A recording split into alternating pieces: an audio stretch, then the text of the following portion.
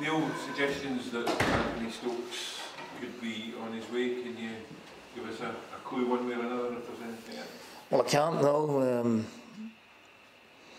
I don't think today is the day to be really talking about speculation or innuendo, so I'd rather just focus on what is a massive game for us at the weekend.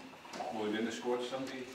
Well, he's got a chance like all the other 20 pros here, so I'm not going to divulge what the squad or the team's going to be, but possibly.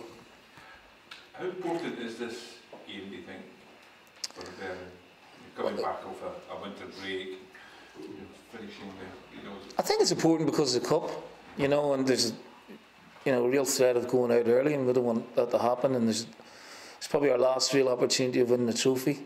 It's against our rivals, our local rivals, for the third year in a row, but we're all looking forward to it. I think the players are ready. They've had a good break. I think they're just chomping at the bit to get out to play. But you'll know after maybe 5 or 10 minutes if there's any lethargy in there or any sort of lack of match sharpness. But that's to be understandable as well. They've signed Stephen Naismith. Craig Lane was saying this morning he feels that's given the squad a real boost. What's your thoughts on his signing? He's a very good player, and has been for a long time. So, I mean, it's probably good for the game here that a player of his standing has come back. It makes no difference to me. It doesn't affect my plans one way or the other.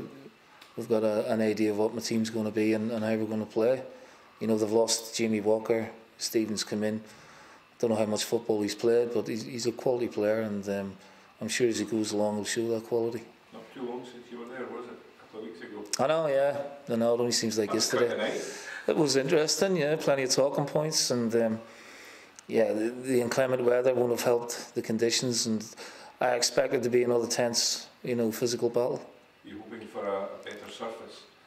I don't think we'll get one. I don't think it's possible with the amount of snow and even the freeze that we've had over the past few days. So, look, the pitches get in that way. It's not just exclusive to Tynecastle, and we have to adjust and play the conditions accordingly. It's a cup tie as well, so there's going to be a little bit more rawness around the atmosphere. Scott Bain, is he in with a chance of starting? He's in with a chance of starting, yeah. Been very impressed with him, delighted with that acquisition, and he's training and played very well in the games in Portugal. Of course, off here, is a class goalkeeper as well. So we're delighted to have two very good goalkeepers to call upon. He is eligible to play, didn't he? Have not? Yes.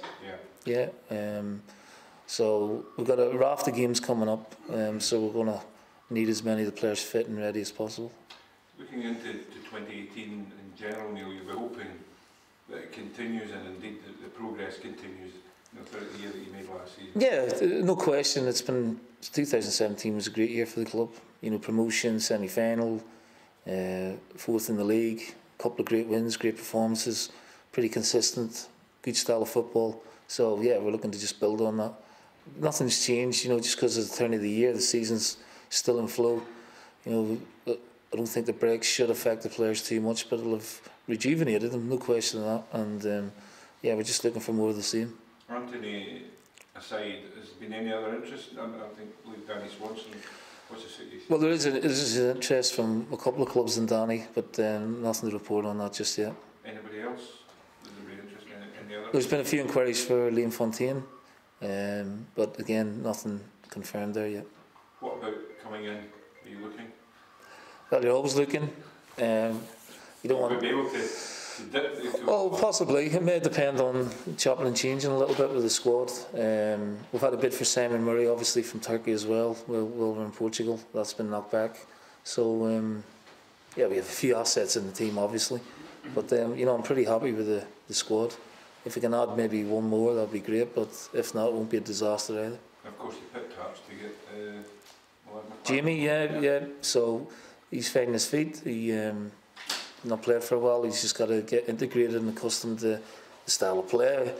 I think the Scottish game will be a little bit quicker than what he's used to. But he's got Scottish roots. I think he's very happy to be here. There's a familiarity with some family here as well. So it shouldn't take too long for him to bed in. It's an intriguing signing, Neil, because given where he's been over the last few years.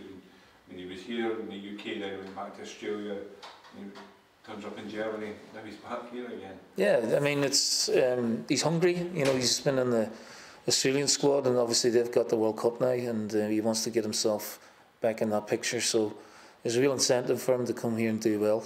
And as I said, you know, he's got family roots here, which gives him that familiarity, even though being so far away.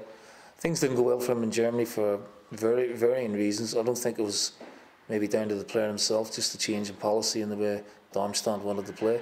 So he's come in, he's very professional and very impressive, so you know, hopefully he'll hit the ground running for me. Neil, this time of year when the window's open, how frustrating for yourself and unsettling for guys in the team can it be with the rumours that are around transfers? Well, listen, it's just speculation. Unless there's actual confirmation or, you know, actual contact, then, you know, we don't give it too much thought or too much, you know, positivity in that way. There's always going to be speculation this time of year, and I think that will heat up, you know, in the last week of the window. So, listen, I'm well versed in it. We're very confident that we're in a really strong position either way. You know, if bids do come in, we can bat it off, or if bids do come in and the club are comfortable with it, we can go ahead. We're in a very strong position in that aspect. But there's been nothing in writing, no real contact with me regarding players, just, you know, inquiries more or less. In terms of Hearts' form, they've been in good form recently, undefeated in 9 games.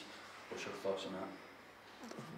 I've no thoughts on it. We actually scored a legitimate goal. We should have won the game. So maybe it's a bit of a misnomer, but look, it's form goes out the window. It's a cup game.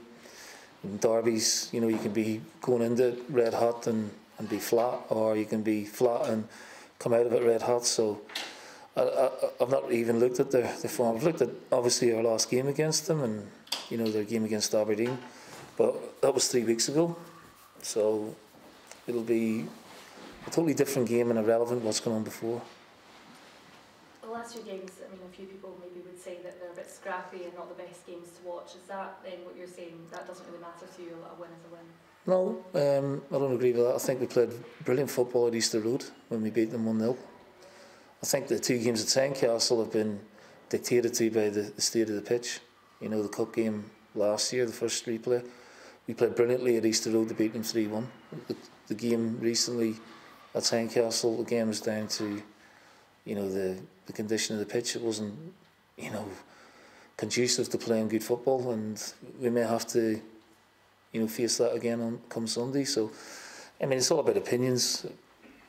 You know, I want to come out of the game hopefully in the next round of the draw, and if we have to fight for it, scrap for it, or play football for it, then that's what we'll have to do.